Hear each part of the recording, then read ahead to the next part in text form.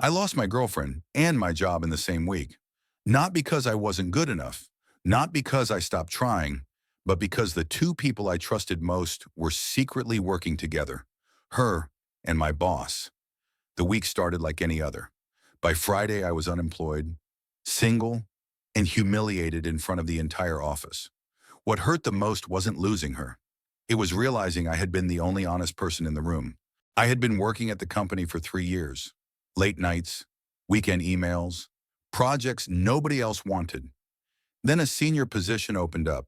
My boss told me privately, "You're the strongest candidate." I believed him. At home, I told my girlfriend the news. She smiled, but something about it felt forced. I ignored it. 2 weeks later, the promotion was announced. It didn't go to me. It went to someone who had been there 6 months. And suddenly, my boss stopped treating me like a top performer. That same week, my girlfriend became distant.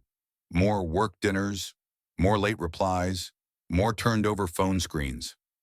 I asked her once if everything was okay. She said, "You're just stressed about work." Maybe I was. Until one night, I stopped by the office unexpectedly to grab a document I forgot, and I saw her car in the parking lot at 9:45 p.m.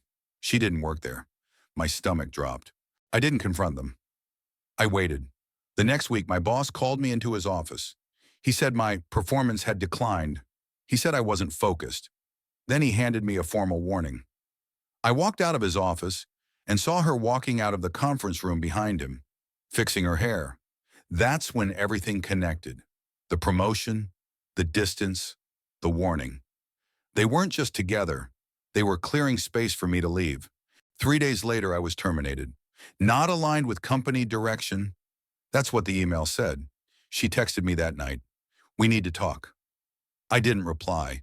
Instead, I did something they didn't expect. I reviewed everything. Every email, every project file, every after-hours message.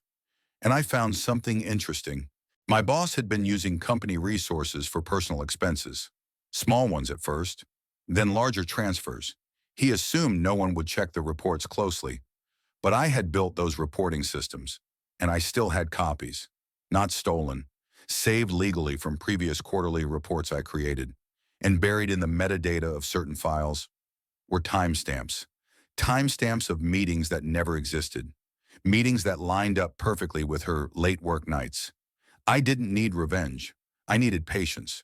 I didn't post anything online.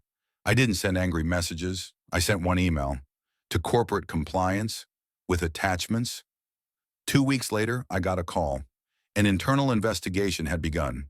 3 weeks after that, my boss was terminated for financial misconduct and inappropriate workplace relationships.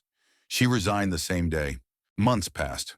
I found a better job, higher salary, healthier environment. One afternoon, I received a message from her. It was a mistake. I didn't know he was like that. I read it, then deleted it, because revenge wasn't destroying them. It was watching them collapse under their own choices. They thought they were eliminating me, but they were exposing themselves. And the week I lost everything was the week I stopped being replaceable